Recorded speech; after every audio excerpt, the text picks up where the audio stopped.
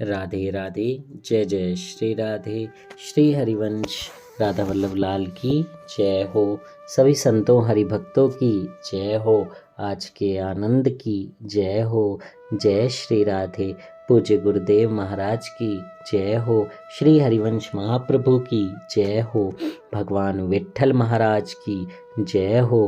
पंडरीनाथ की जय हो। सभी संतों हरिभक्तों की जय हो। जय श्री राधे।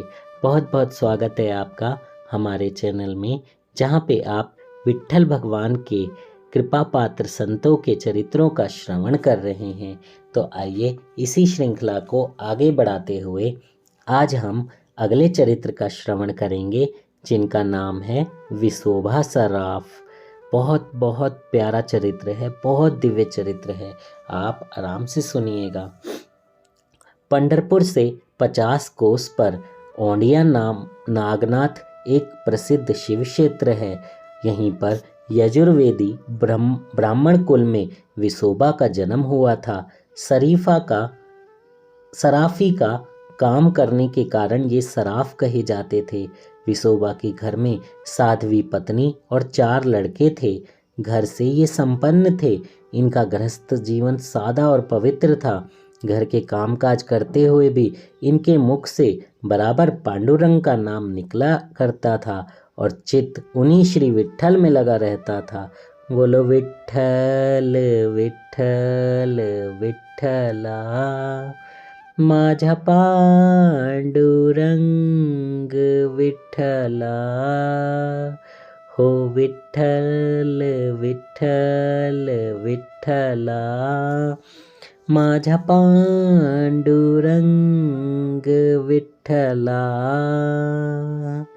ये भजन मेरे दिल के बहुत करीब है, बहुत प्यारा भजन है। जय हो। अतिथि सेवा तो गृहस्थ का सर्वोपरि कर्तव्य है। इनकी यहाँ से कभी भी अतिथि बिना सत्कार पाए जाता नहीं था।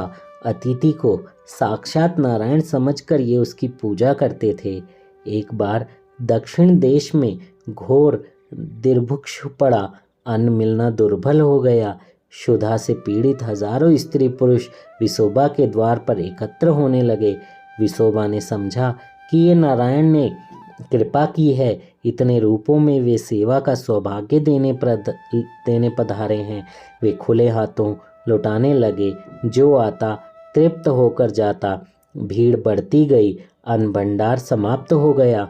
रुपए से बहुत महंगा अन्न खरीद कर बांटा जाने लगा। विशोभा निर्धन हो गए, पर भीड़ तो बढ़ती ही जा रही थी। घर के बर्तन गहने सब कुछ बेचकर भी विशोभा ने सत्कार किया। एक दिन नगर सेठ था, वही कंगाल हो गया। संसार के लोग हंसी करने लगे। कोई मूर्ख कहता तो कोई पागल बताता था।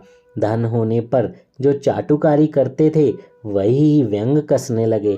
किंतु विशोभा को इन बातों की कोई चिंता नहीं थी। वे तो अभ्यागंतों के रूप में नारायण की सेवा करते थे। निरंतर बांटा ही जाए तो कुबेर का कोष भी समाप्त हो जाएगा। विशोभा के पास कुछ नहीं बचा। अब कंगाल भूखे अभ्यागंतों का स्वागत कैसे हो।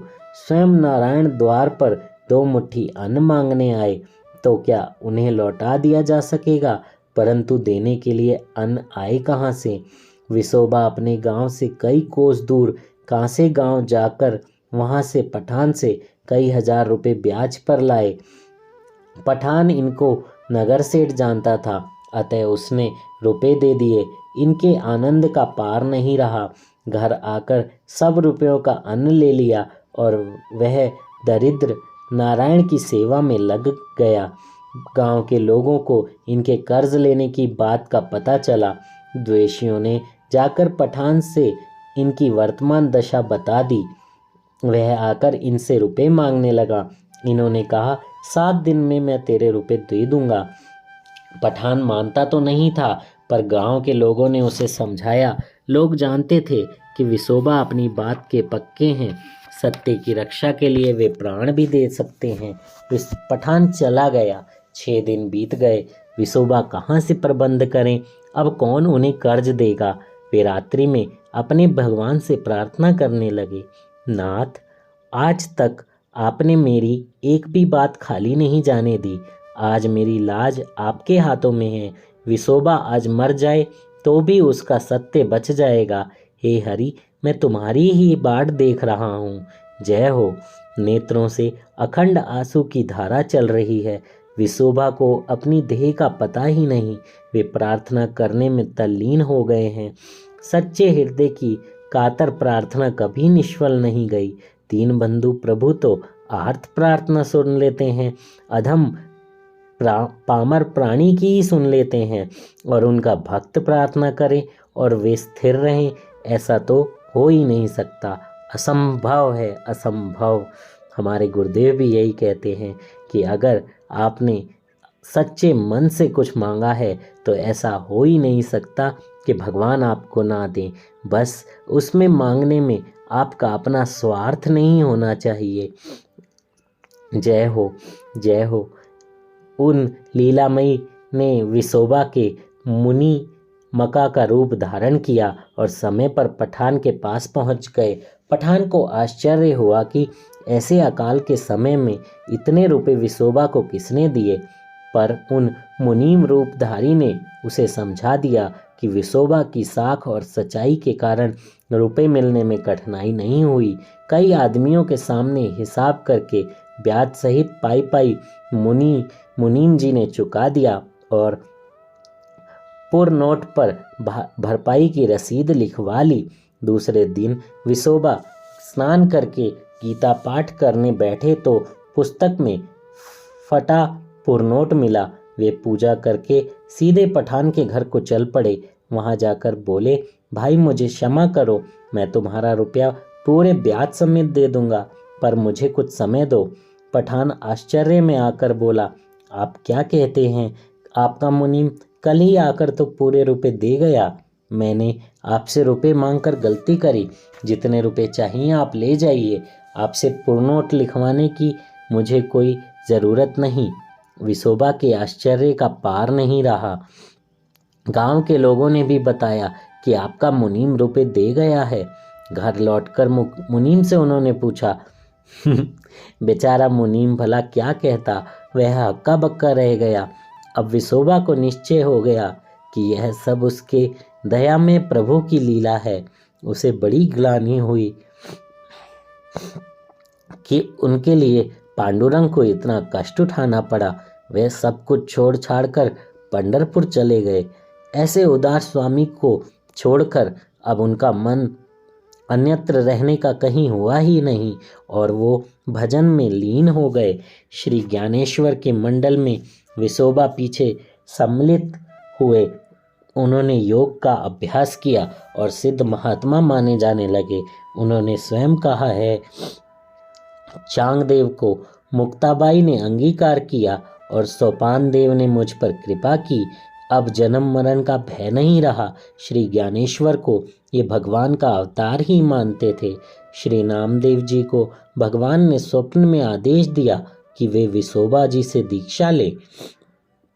इस भगवदीय आज्ञा को स्वीकार करके जब नामदेव इनके पास आए तो ये एक मंदिर में शिवलिंग पर पैर फैलाए लेटे हुए थे।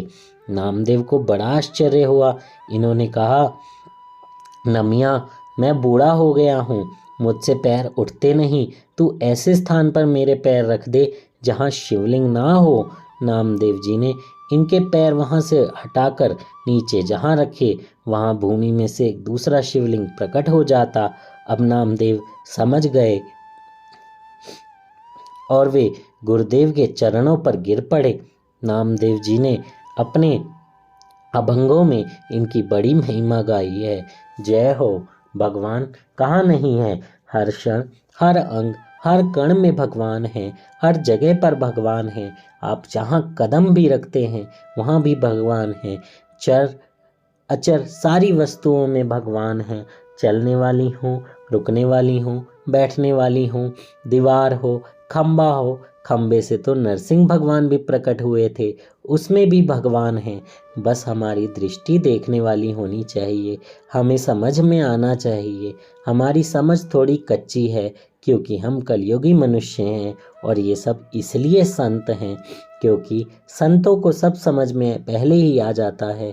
हम इन संतों की कथाओं का ऐसे ही श्रवण करते रहेंगे तो हमें भी समझ आ जाएगा। भक्ति महारानी आप पर कृपा करे, ऐसी ही प्रार्थना कीजिए।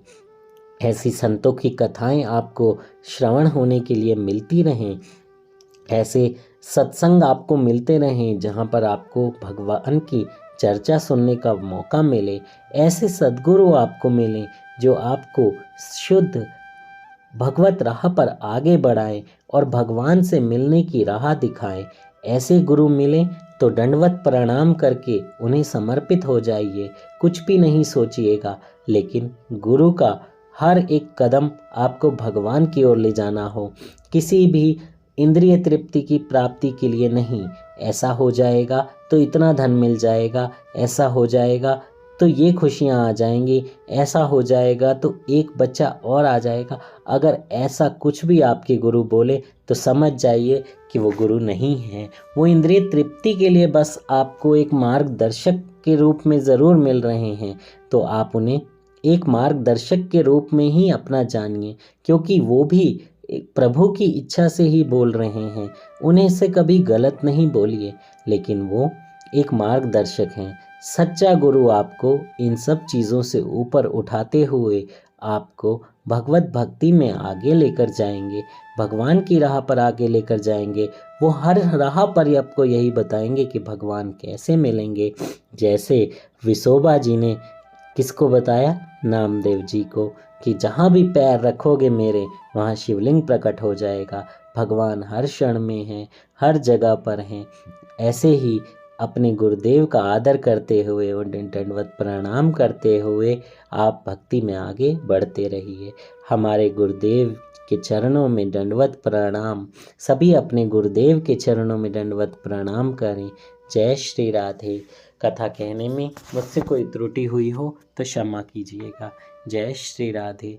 श्री हरिवंश राधा वल्लभ लाल की जय हो। आज के आनंद की जय हो। जल्दी से चैनल को सब्सक्राइब कर दीजिए और बेल आइकन भी दबा दीजिए। जय श्री राधे।